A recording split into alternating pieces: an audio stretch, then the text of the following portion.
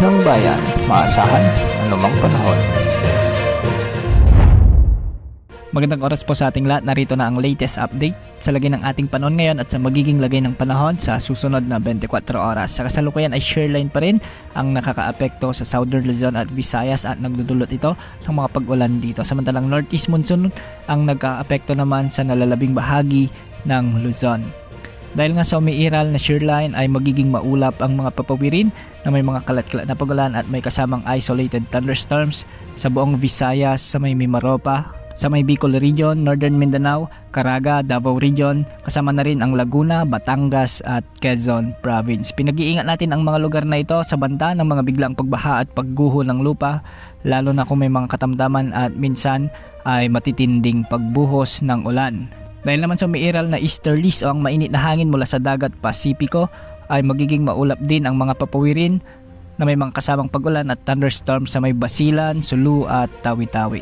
Posible rin ang banta ng flash floods o landslide lalo na kung may mga katamtaman at minsan ay malalakas na pag-ulan. At dahil naman sa umiiral na Northeast Monsoon o amihan ay magiging maulap ang mga kalangitan na may mga kasamang pag-ulan at minsan ay mga katamtaman at malalakas na pag-ulan sa may Cagayan Valley, Cordillera Administrative Region at Aurora, kaya posible din ang banta ng mga biglang pagbaha at pagguho ng lupa. Para naman sa Metro Manila at nalalabing bahagi ng Luzon ay magiging bagyang maulap hanggang sa maulap ang mga kalangitan na may mga kasamang mahinang pag-ulan. Ito ay dulot din ng umiiral na Northeast Monsoon o amihan.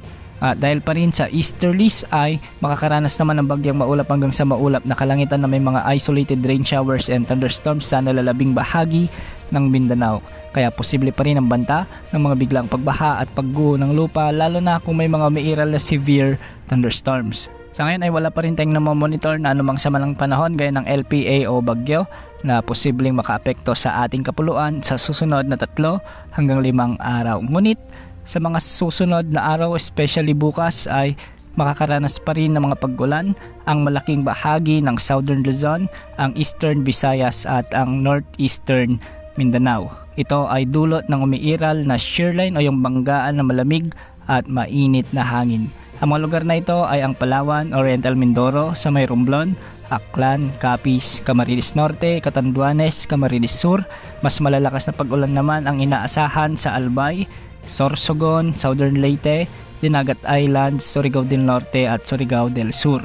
Katamtaman hanggang sa malalakas na pag-ulan naman ang mararanasan sa Eastern Samar, Northern Samar sa may Samar Province, Biliran, Leyte, Agusan del Norte, Agusan del Sur sa may Aklan, Capiz at iba pang bahagi ng Central Visayas. Mag-ingat po ang lahat sa banta ng mga biglang pagbaha at pagguho ng lupa. Yan ang update sa lagay ng panahon. Ito pong weather update ng bayan, maasahan anumang panahon.